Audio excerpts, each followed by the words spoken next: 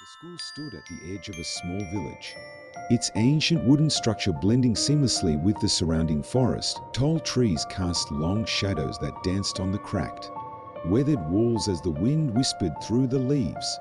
The building had once been alive with the laughter and footsteps of children, but now it stood silent, a relic of a time long past. A narrow path, overgrown with weeds and lined with moss-covered stones, led to the entrance. The wooden gate, aged and heavy, creaked ominously as it was pushed open. Inside, the air was thick with the scent of damp wood and decay, a stark contrast to the crisp, fresh air outside. Yuki and Taro, two high school students from the nearby town, had heard the rumors. The forgotten classroom, they called it, a place where the spirits of children who had mysteriously vanished were said to linger. Driven by curiosity and a sense of adventure, they decided to explore the abandoned school. "Are you sure about this, Yuki?" Taro asked, his voice barely above a whisper. Yuki nodded, her eyes wide with excitement. "We have to find out if the stories are true. Besides, it's just an old building. What's the worst that could happen?" They stepped inside, their footsteps echoing in the hollow corridors. The interior was eerily preserved, as if time had stopped the day the school closed. Desks were neatly arranged in rows. Books lay open on tables, and a faint outline of chalk still marked the blackboard.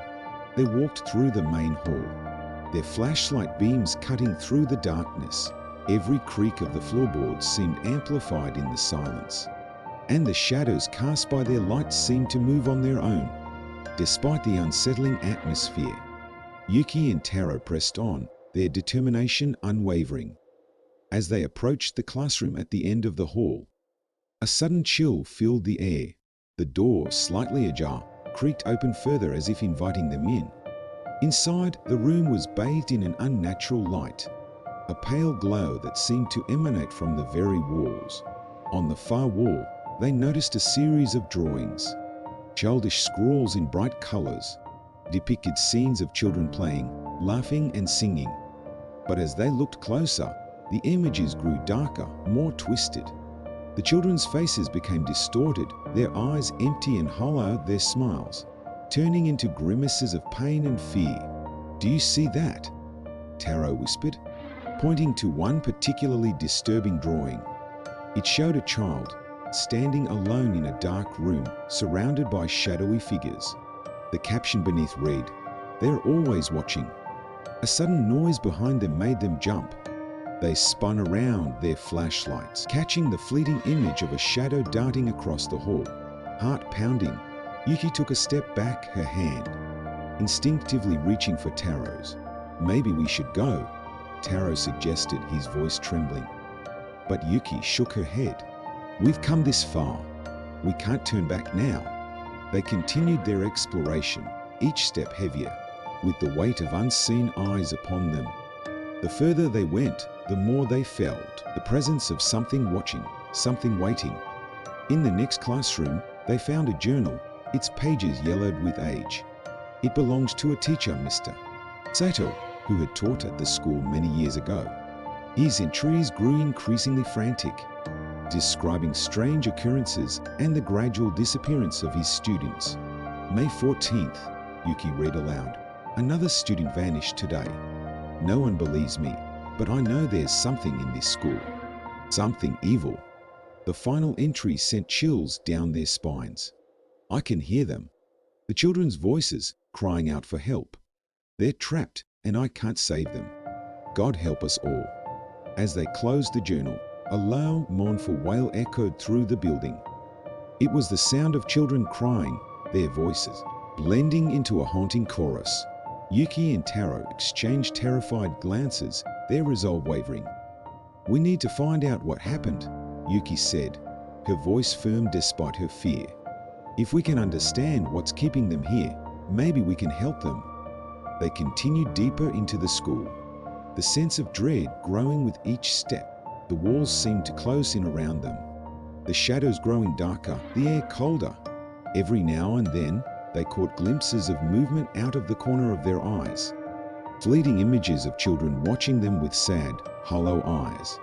In the basement, they found the source of the whispers, a hidden room, locked and forgotten. Inside, they discovered a small altar, covered in dust and cobwebs. Candles, long extinguished, surrounded a series of photographs. Each picture showed a child, their eyes filled with fear. They were sacrificed, Taro whispered, horror dawning on him. The spirits, they are trapped here because of this. As they examined the altar, a sense of urgency filled them. They knew they had to do something to release the spirits, to end the torment that had plagued this place for so long. Yuki reached out, her hand trembling, and touched the altar. A sudden rush of cold air blew through the room, extinguishing their flashlights. In the darkness, they felt the presence of the children, their sorrow and pain enveloping them. "We need to leave," Taro urged, grabbing Yuki's arm. But as they turned to go, the doors slammed shut, trapping them inside. In the pitch black, the whispers grew louder, more insistent. The children's voices blended into a single, overwhelming cry for help. Yuki and Taro huddled together, their fear palpable, knowing that they had uncovered something far more sinister than they could have ever imagined. The story had only begun, and the darkness held many more secrets. The forgotten classroom was not just a tale of spirits, but of a malevolent force that had claimed the lives of innocent children. And now, it had set its sights on them. As they sat in the darkness, the weight of their discovery pressing down on them, Yuki and Taro realized that their only hope lay in uncovering the full truth and finding a way to break the curse that bound the spirits to the school. But with each passing moment, the line between the living and the dead grew thinner, and the shadows closed in, whispering their secrets and waiting for the perfect moment to strike. Yuki and Taro huddled together in the pitch-black room, their breaths shallow and their hearts pounding in unison.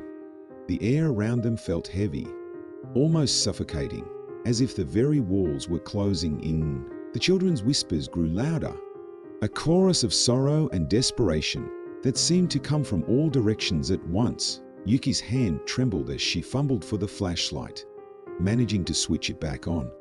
The dim beam cut through the darkness, revealing the altar and the photographs once more.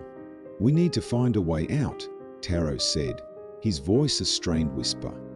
"We can't stay here." Yuki nodded, her eyes darting around the room. "There must be another door, another exit. Let's look."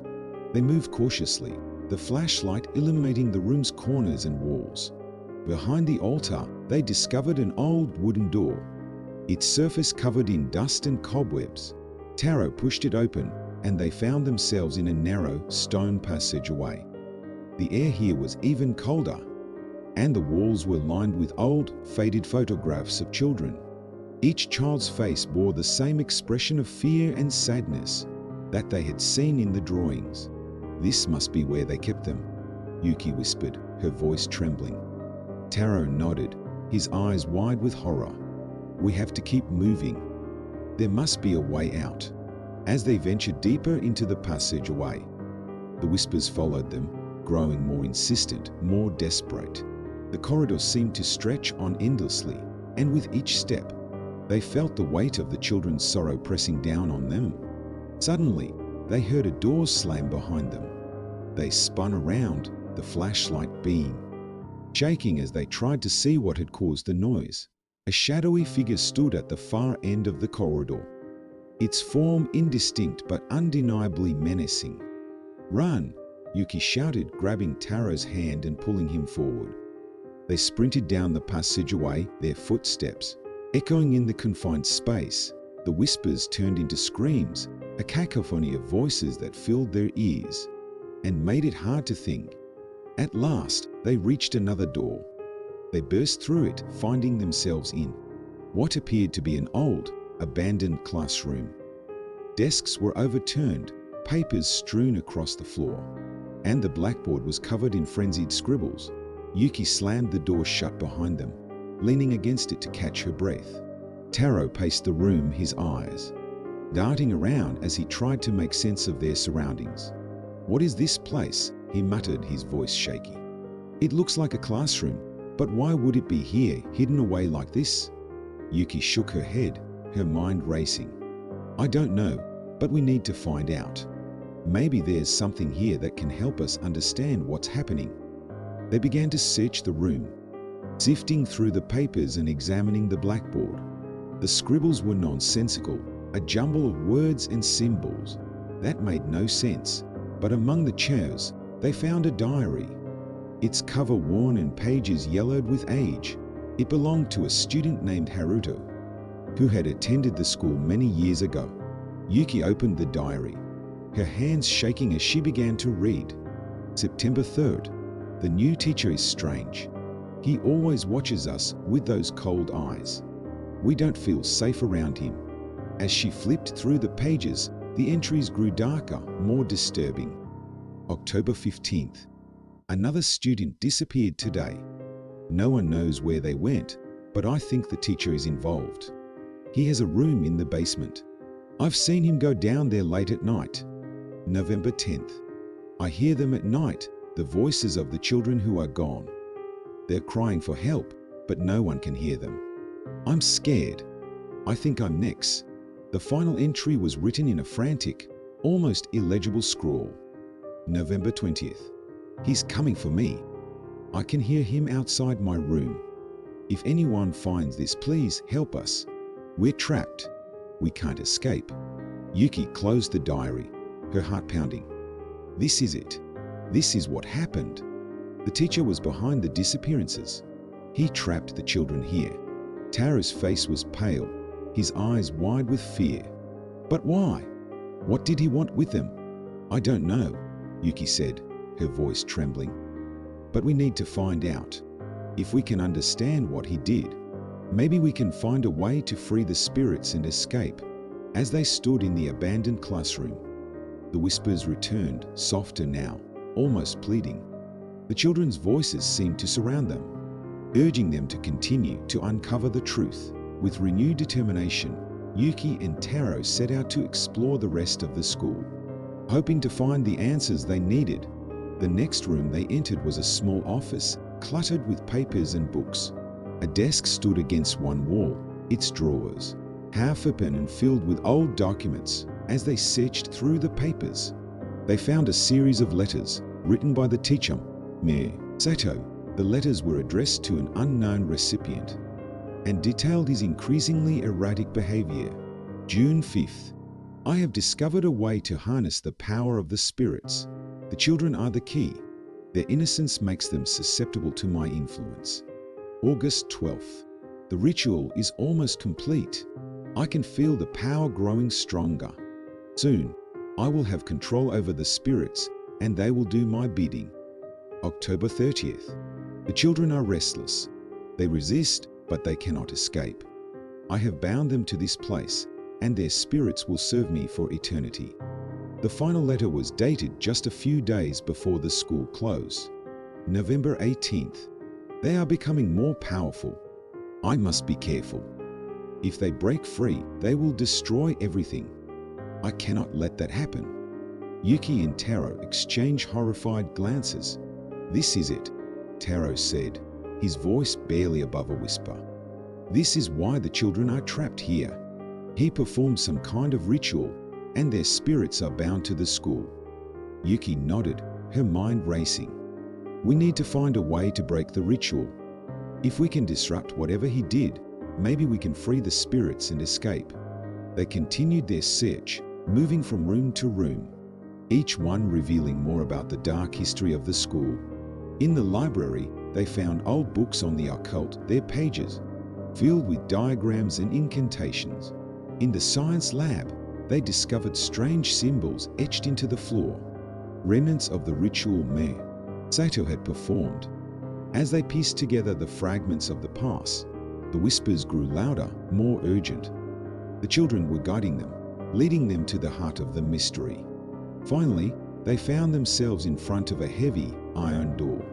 At the end of a long corridor, the air was thick with tension, and the whispers had become a cacophony of voices urging them to open the door.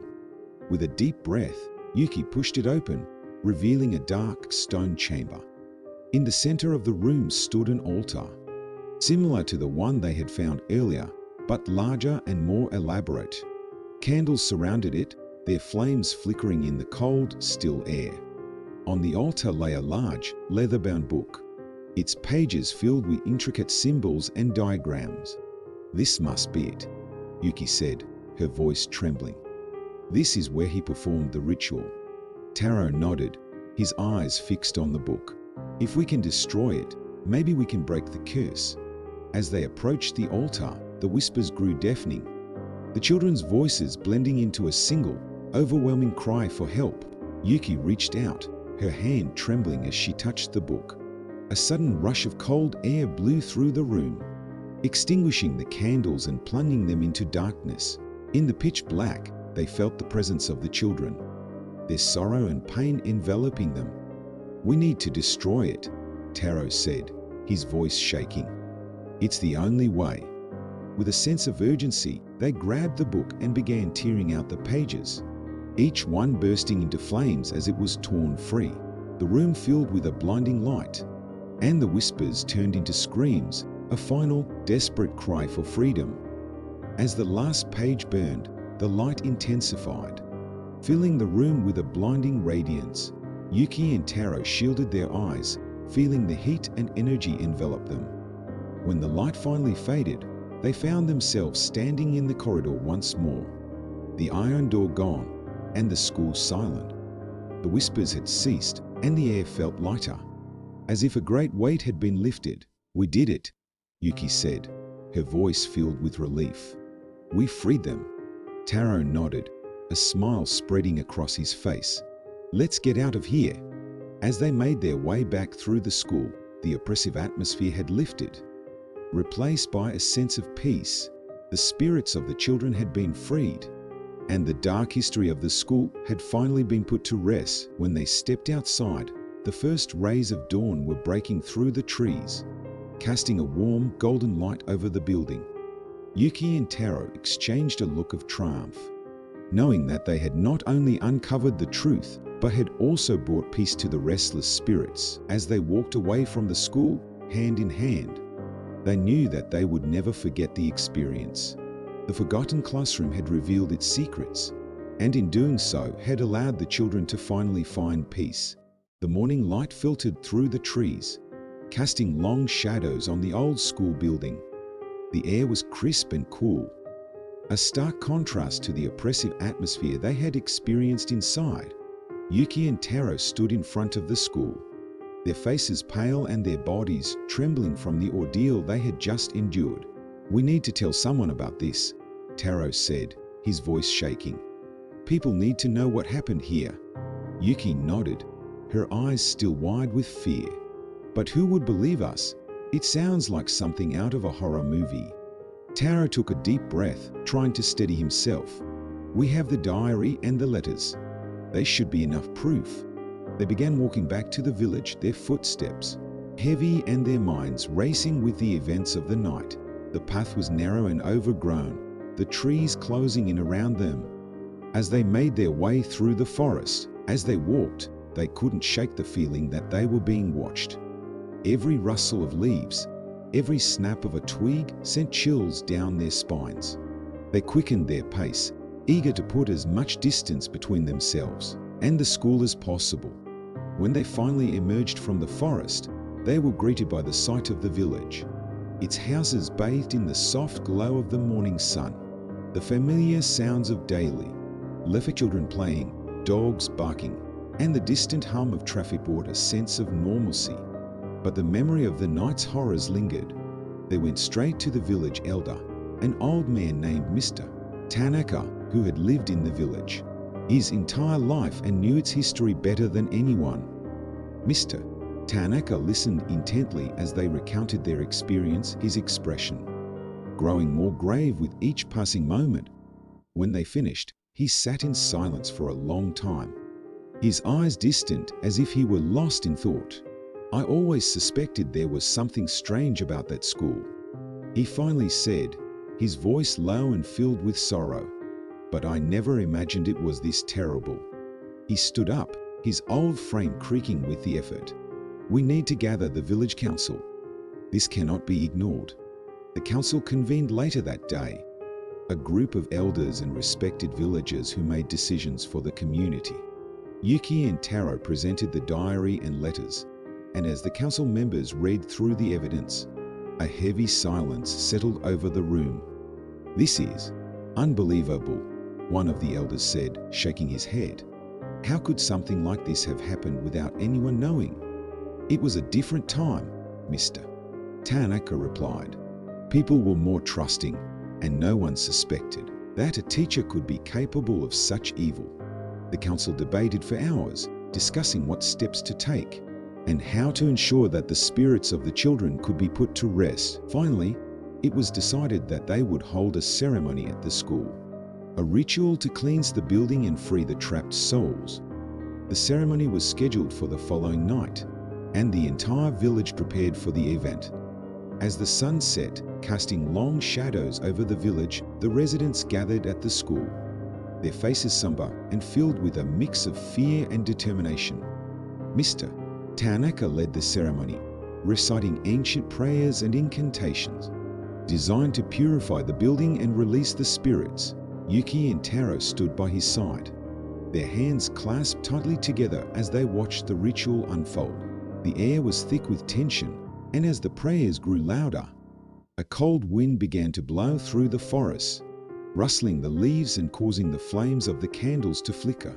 Suddenly, the ground began to shake, a low rumble that grew into a powerful tremor. The villagers gasped in fear, but Mr. Tanaka's voice remained steady, his chants unwavering. The tremors intensified, and the old school building seemed to come alive, its walls creaking and groaning, as if trying to resist the cleansing ritual. Yuki and Taro could feel the presence of the spirits, their sorrow and anger filling the air. The wind howled, and the ground shook with such force that it seemed as if the very earth was trying to swallow the building whole. Then, with a final, deafening roar, the ground split open and a blinding light erupted from the school. The villagers shielded their eyes, and when the light finally faded, the building stood silent and still, its oppressive aura gone. The ceremony had worked. The spirits of the children were finally free. In the days that followed, the village slowly returned to normal. The old school building was torn down, and a memorial was erected in its place to honor the children who had suffered and died there. Yuki and Taro became local heroes, their bravery and determination ensuring that the dark history of the school would never be forgotten. But even as life moved on, they couldn't escape the memories of that fateful night. The experience had changed them, leaving a mark that would never fully heal.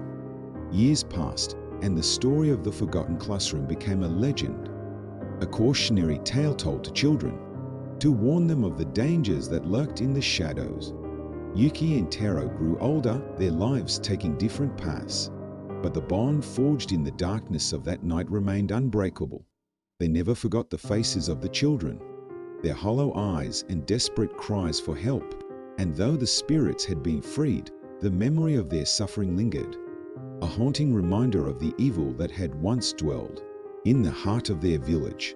As they stood together at the memorial on the anniversary of the ceremony, Yuki and Taro shared a silent moment of reflection.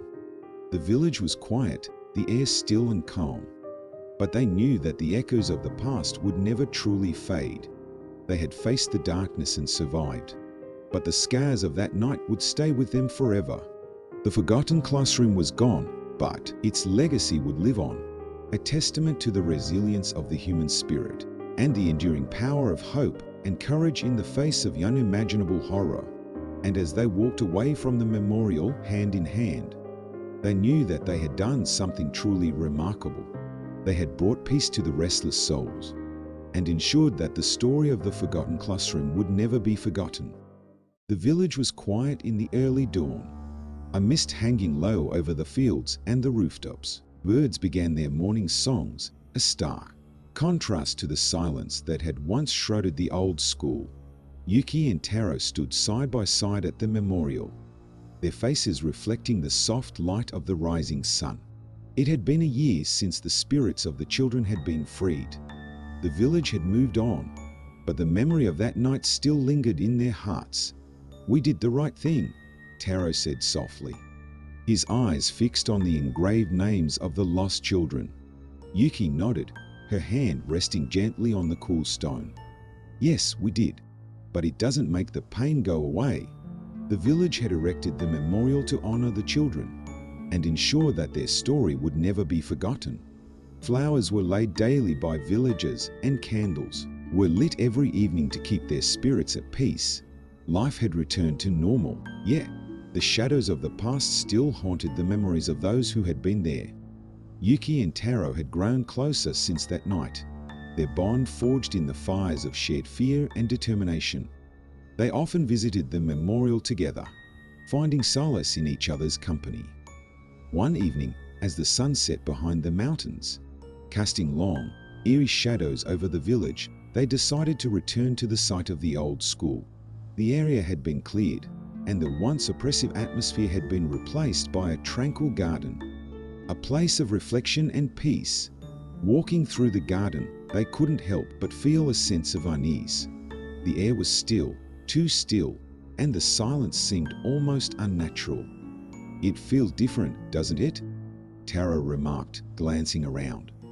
Yuki nodded, her eyes scanning the garden. "Yes, it does. It's almost like the calm before a storm." They reached the center of the garden, where the old school building had once stood. A large stone bench had been placed there, surrounded by blooming flowers and tall, whispering trees. As they sat down, a chill ran down Yuki's spine. She shivered, pulling her jacket tighter around her shoulders. "Do you think it's really over?" she asked, her voice barely above a whisper. Taro looked at her, his eyes filled with concern. "I want to believe it is, but something feels off." The sky darkened as clouds gathered, casting the garden into shadow. The wind picked up, rustling the leaves and creating an eerie, whispering sound. Yuki and Taro exchanged uneasy glances. Just as they were about to leave, they heard it. A faint, distant sound, like the soft laughter of children. They froze, their hearts pounding. "Did you hear that?" Yuki whispered, her eyes wide with fear. Taro nodded, his face pale. "Yes, it sounded like children." They stood up, their instincts telling them to leave, but curiosity rooting them to the spot. The laughter grew louder, echoing through the garden. Then, as suddenly as it had begun, it stopped. The silence that followed was even more unsettling. "I think we should go," Taro said, his voice shaking. Yuki nodded, but as they turned to leave, they saw something that made their blood run cold. Standing at the edge of the garden was a figure, a child, dressed in old-fashioned clothes, their face pale and eyes hollow. The figure didn't move, just stood there, watching them. "We need to go now," Yuki said urgently, grabbing Taro's arm. They hurried out of the garden, their hearts pounding and their breaths coming in ragged gasps. When they reached the village, they didn't stop until they were back at Yuki's house. The safety of the familiar walls a welcome relief. "What was that?" Taro asked, his voice filled with fear and confusion. "I don't know," Yuki replied, her hands trembling. "But it felt wrong, like we disturbed something." They sat in silence, the weight of their experience pressing down on them. The village had believed that the spirits had been freed, that the darkness had been vanquished, but now Yuki and Taro weren't so sure. Over the next few days, they couldn't shake the feeling that they were being watched. Every shadow seemed to move, every whisper of the wind carried the faint sound of children's laughter. The feeling of unease grew stronger, and they decided to speak with Mr. Tanaka. The village elder listened to their story with a grave expression. When they finished, he sighed heavily, his eyes filled with a sorrow that spoke of years of hidden knowledge. "I was afraid of this," he said quietly. "The ritual we performed was meant to free the spirits. But sometimes, when a place has seen so much pain and suffering, the darkness can linger. What can we do?" Taro asked, his voice tinged with desperation. Mr. Tanaka shook his head. "I'm not sure. but we must be cautious. The spirits may be free, but the echoes of their pain can still haunt us. Yuki and Taro left the elder's house feeling more uncertain than ever. That night, Yuki couldn't sleep. She tossed and turned, her mind filled with the image of the child in the garden. Just as she was about to drift off, she heard a sound that made her blood run cold. A soft, whispering voice calling her name. Yuki, Yuki. She sat up, her heart pounding. The room was dark, but she could feel a presence, something cold and malevolent. She reached for the light, but before she could switch it on, the voice spoke again. Help us, Yuki. Tears filled her eyes as she whispered, What do you want from me? The presence seemed to press closer, the air growing colder. Find the truth. Free us. The voice faded, and the cold presence lifted. Yuki sat in the darkness, her heart racing and her mind whirling with fear and confusion. The next morning, she told Taro what had happened. We need to find out what really happened, she said, her voice filled with determination. There must be more to this story. Taro nodded, his eyes serious. You're right. We can't let this go. We need to uncover the truth. They decided to investigate the history of the school, hoping to find some clue that would help them understand the lingering darkness. They spent days poring over old records, talking to villagers and searching for any information that might shed light on the mystery. What they discovered was even more horrifying than they had imagined. The school had a long history of strange occurrences and unexplained disappearances dating back decades.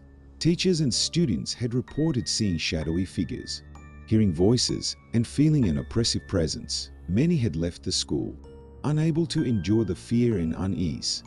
But the worst was yet to come.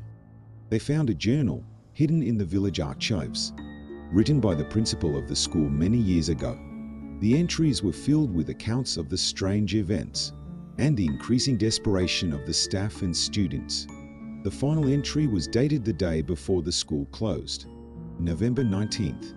We cannot stay here any longer. The darkness is growing stronger. The children are terrified, and I fear for their safety. We must leave, but I don't know if we can escape its reach. As they read the journal, Yuki and Taro felt a growing sense of dread. The principal's words confirmed their worst fears.